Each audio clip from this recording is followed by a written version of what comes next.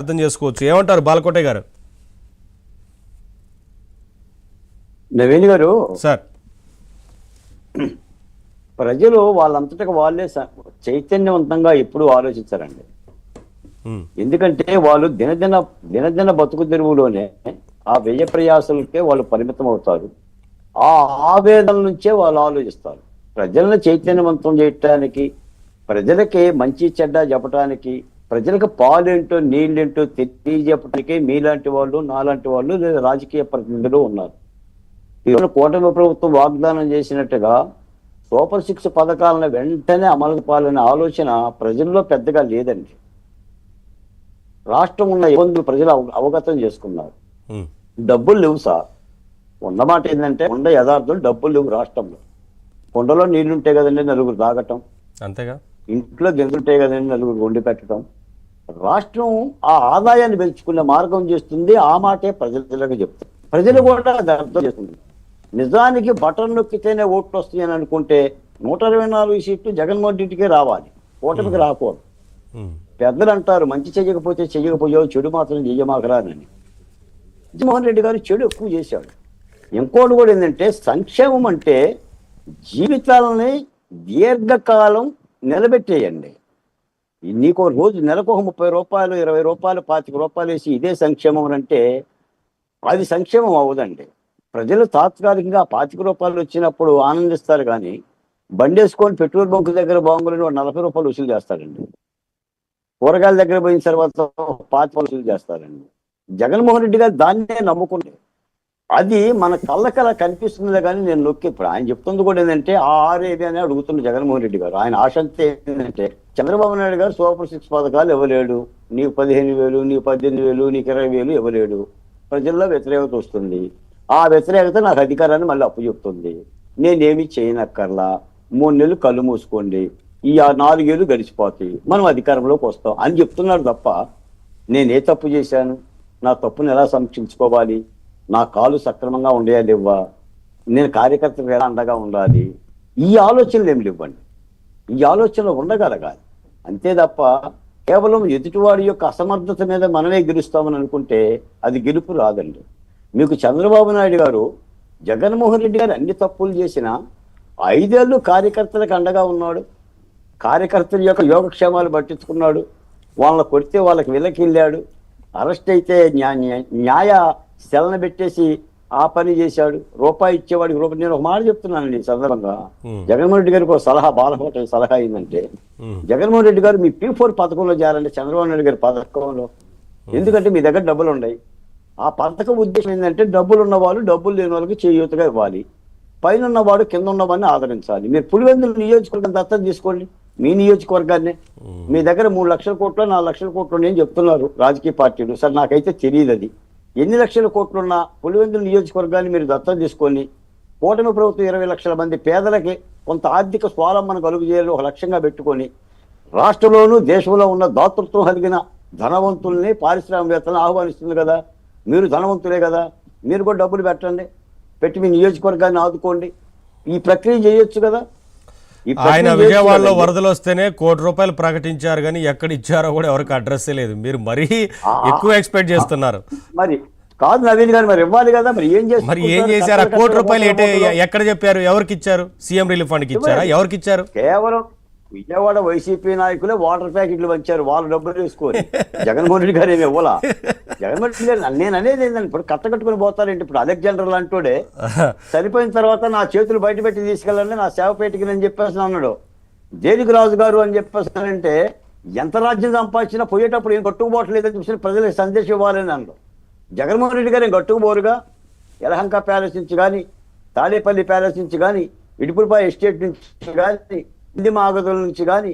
ఇప్పుడు ఈ రోజున నేను ఒక మాట ప్రశంసించక తప్పదండి చంద్రబాబు నాయుడు గారు. ఇప్పుడు చంద్రబాబు నాయుడు గారు ఉండవు, రాష్ట్రంలో డబ్బులు లేని మాట యథార్థం.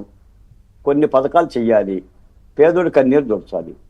డబ్బున్నవాడు కొంత డబ్బులే నివేదనని ఏదైనా ఎంచుకొని చెయ్యండి అని చెప్పేసి మాట్లాడుతున్నాడు. తప్పే ఉందండి. గతంలో జన్మభూమి గురించి మాట్లాడారు. అంటే మీ గ్రామాలకి, మీరు పుట్టి పెరిగిన వాళ్ళకి, మీరు చదువుకున్న స్కూళ్ళకి, మీరు పూజించే ఆలయాలకి మంచి చేయండి అని అన్నాడు. ఈ రోజున ఏంటంటే కుటుంబాలనే దత్తత తీసుకోండి అని అన్నాడు.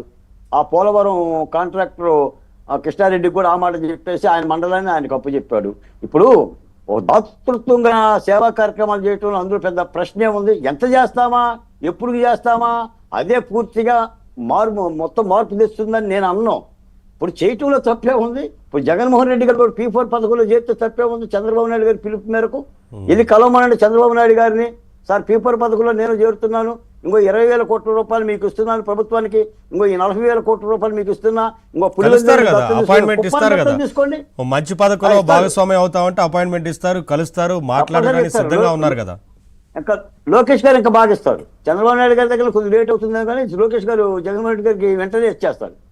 అండి ఆ పథకంలో జారండి. అందుకని ఒక మాట అండి, మనకేదో అధికారం వచ్చేసింది కదా అని ఏదో చెయ్యాలి అని అనుకుంటే మాత్రం నేను అనుకుంటాను. అంటే ఇంకో మాట కూడా చెప్తున్నాను ఈ సందర్భంగా, నీకు వైసీపీ పార్టీ క్లోజ్ అవుతుంది, జగన్మోహన్ రెడ్డి గారి పార్టీ మూతబడిపోతుంది అనే మాట అయితే నేను అన్నండి. ఎందుకంటే 3 ఉంటే ఏ రాజకీయ పార్టీ అయినా బతుకుతుంది. 1 అంగబలం, 2 అర్థబలం, 3 ఓర్పు, ధైర్యం. ఈ 3 జగన్మోహన్ రెడ్డికి ఉంది. ఆయనకు అంగబలం ఉంది, అర్ధబలం ఉంది, వయసు ఉంది, ధైర్యం ఉంది. తిమ్మిని బొమ్మిని చేయగలడు, బొమ్మిని తిమ్మిని చేయగలడు, ముద్దు పెట్టుకోగలడు, బొగ్గలు నిమరగలడు, బాబాయిని చంపగలడు, చంపిన కేసును కూడా ఇటు పాత్ర వేయగలడు, కనీసం కోడికత్తి సీన్ని కూడా జైల్లో పెట్టగలడు. అన్ని చేయగలడు ఆయన. ఆయనకి సాధ్యపడిన విషయం ఏం లేదు. రాజకీయం కోసం ఏదైనా చేస్తారని చెప్తున్నారు, అంతేనా? మరి చంద్రబాబు నాయుడు గారు అంతటోనే 27 కోట్లకే లోపల పెట్టిండు. మరి జగన్మోహన్ రెడ్డి గారి మీద ఇన్ని అవినీతి ఆరోపణలు ఉన్నా కూడా మరి 27 కోట్లు కూడా ఆధారం లేకుండా, ఎవిడెన్సే లేకుండా నోటి మాటతోని నవీన్ గారు 27 కోట్లు, చంద్రబాబు నాయుడు గారు 53 రోజులు జైల్లో ఉండవు. మరి జగన్మోహన్ రెడ్డి గారి మీద ఇన్ని ఆరోపణలు వచ్చిన తర్వాత జగన్మోహన్ రెడ్డి గారిని ఏమైనా కోర్టుకి ఏమైనా పిలవగలుగుతున్నారా?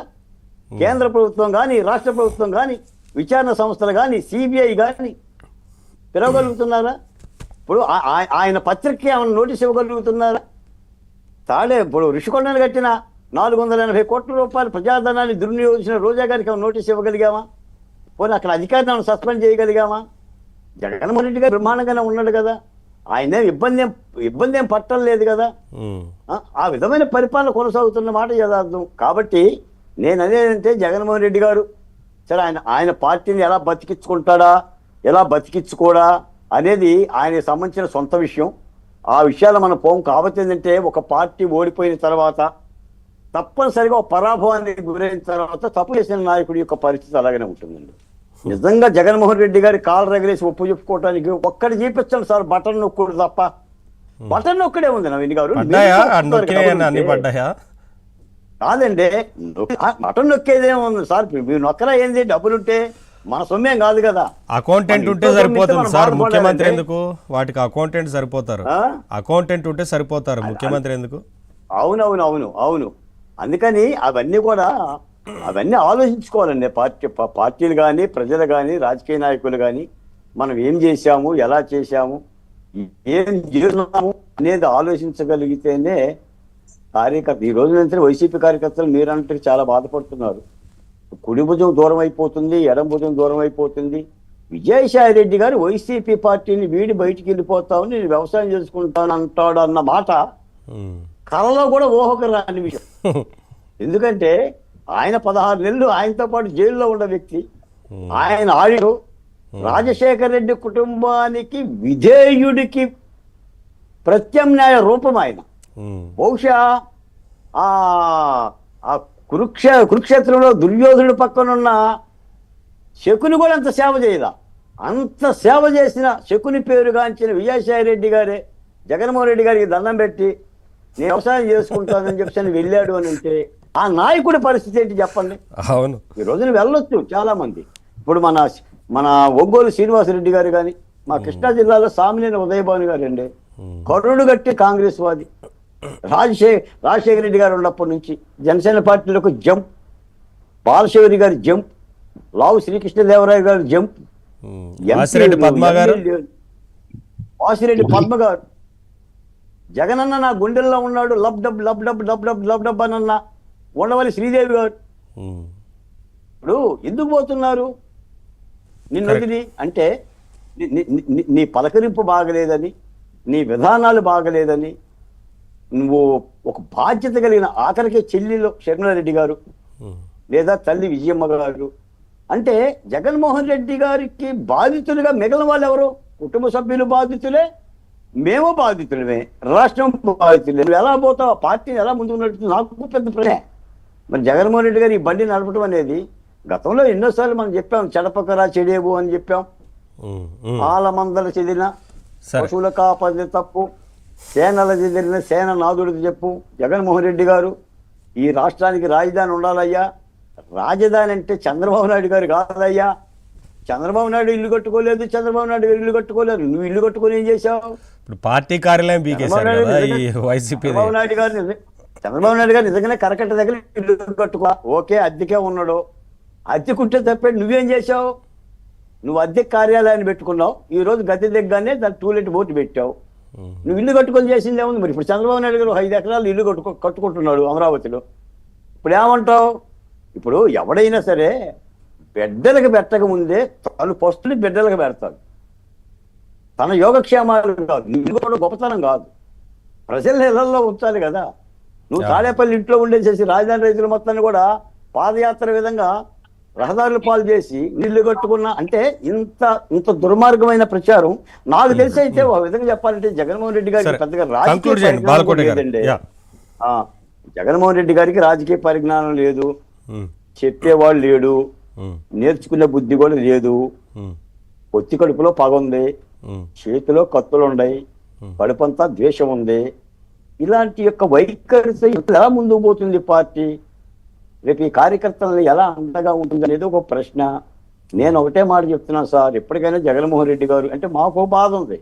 ఆ 3 రాజధానులనే విధానాన్ని వెనక్కి తీసుకున్న వరకు ప్రజా రాజధాని అమరావతిలో ఇంకా తాసుబాబు తిరుగుతున్నట్టే లెక్క. ఎందుకంటే ఇది ప్రజాస్వామ్యం, ఇది ప్రజాస్వామ్యం. 5.5 కోట్ల మంది ప్రజలు ఓట్లేసే పరిస్థితి. ప్రజాస్వామ్యంలో ఎప్పుడు ఏం జరుగుతుందో తెలియదు. ఒక విధంగా ఇప్పుడు కోటేశ్వర గారు చెప్పినట్టుగా ఓడలు బొల్లవచ్చు, బొల్లవచ్చు, ఆ ఒక్క మాటతోని సాంప్రదాయాలు. బాలకోట గారు ఒక్క నిమిషం, కోటేశ్వరరావు గారితో కంక్లూజన్ తీసుకుంటాను. ఒక మాట వస్తాను, శరత్ చౌదరి గారు వస్తాను, వెయిట్ చేయండి.